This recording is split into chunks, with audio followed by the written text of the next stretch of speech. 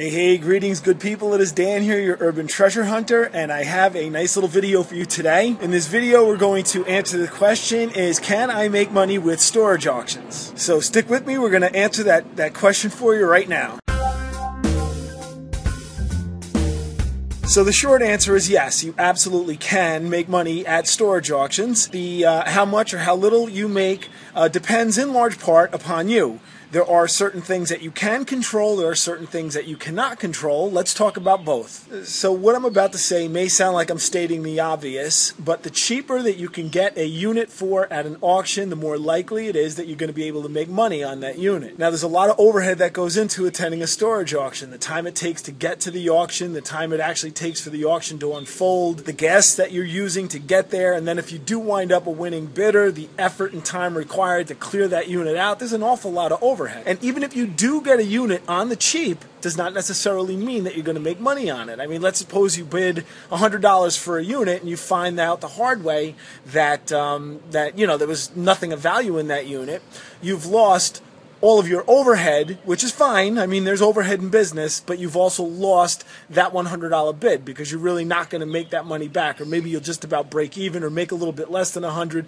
Point is, it's not a big loss. If you do wind up spending, say, $500, $600, $700 on a unit, that overhead invested is still the same, but you don't want to lose that $500, $600, $700. That's a tough loss. Investing the overhead, again, that's one thing, that's fine, that's something that you're going to have to do in business and in treasure hunting, but you don't want to lose that kind of an investment in a bad storage unit. So the cheaper you can get that unit for, the more likely it is that you're going to be able to make money on that unit. Now let's talk about the things that you can control when you go to a storage auction. Now when you're surveying the contents of a storage unit and you see something intriguing, something that grabs your eye, keep your mouth shut. Don't say anything about it. Even if you're there with a partner and you're both looking inside the unit, something catches your eye, don't say to your partner, hey, look at that, that looks pretty interesting, because there's people around you. They might hear you. Keep your mouth shut. After you and your partner have a look at the unit, on the down low, you can speak to them and say, hey, I saw something that I think that we should bid up on this unit. And even if you're not there with a partner, a lot of times I'm at these auctions and somebody's there solo and they see something, they speak up about it, like, oh, look at that, a safe, that looks pretty interesting. If you see anything like that, keep your mouth shut.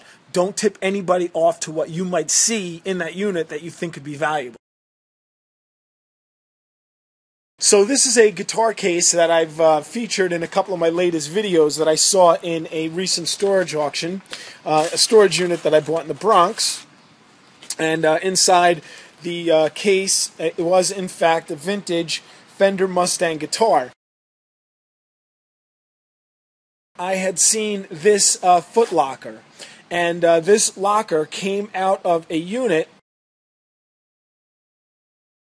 So real quick, I just wanted to tell you about those two items, the guitar and the Footlocker. So that guitar I saw in a storage unit in the Bronx on top of a couch. The couch was turned sideways up on its end. I'm pretty tall. I saw that guitar case up on top of a couch. I don't think too many other people had seen that guitar case because it was kind of, a little bit far back. You had to be up on your tippy toes and really, strain yourself if you were going to see it at all. So I saw that guitar case. I kept my mouth shut, which really helped me to reduce the amount of competition I had on bidding on that unit. And on that Footlocker, I'll never forget, I bought that unit years ago for $35 that I found that unit, that Footlocker in.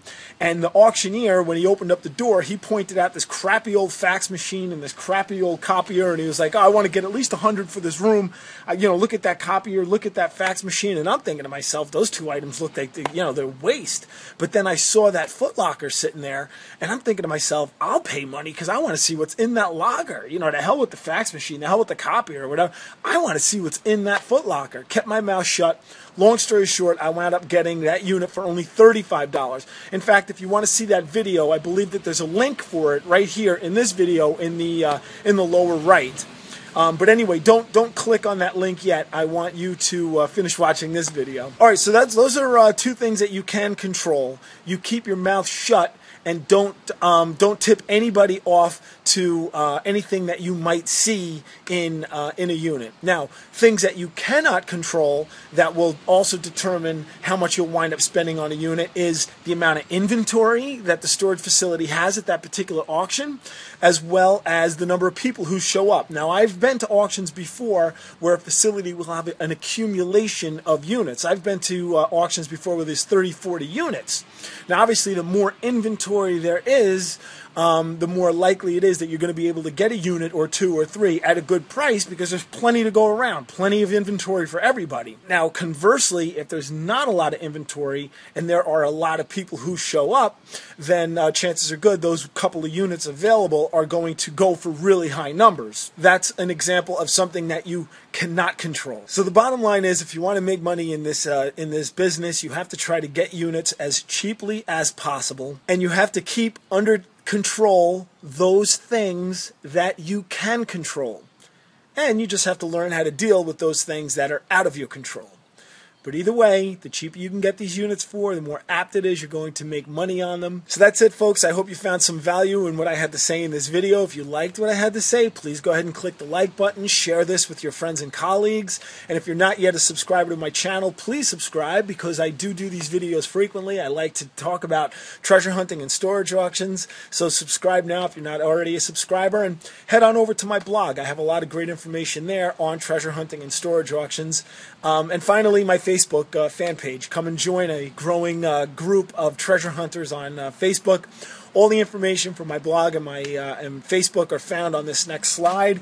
My name is Dan. I'm going to sign out for now, and I will talk with all you fine folks real soon. Take care.